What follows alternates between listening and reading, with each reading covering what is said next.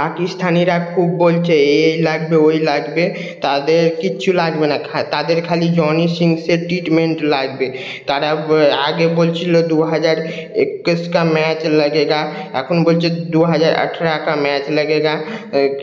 কিছুদিন পর বলবে 2026-এ T20 ওয়ার্ল্ড কাপ লাগবে, তারপরে 2027-এ বলবে ওডিআই কাপ লাগবে, এই লাগবে ওই লাগবে।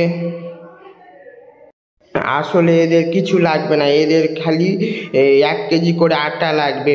পাকিস্তানিরা খেতে পাচ্ছে না তো ওই জন্য বুং বাং বকছে, এদের মাথার তার কেটে গেছে, স্ক্রু ঢিল হয়ে গেছে। এরা যে কখন কি বলে এরা নিজেই জানে না, খালি বুং বাং বকতেই থাকে। এই লাগবে ওই লাগবে, কিছুই লাগবে না, এদের সবার খালি 1 কেজি করে আটা লাগবে।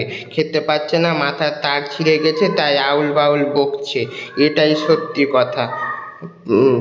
কিছু পারে না, খালি বকতেই পারে, ভ্যাট।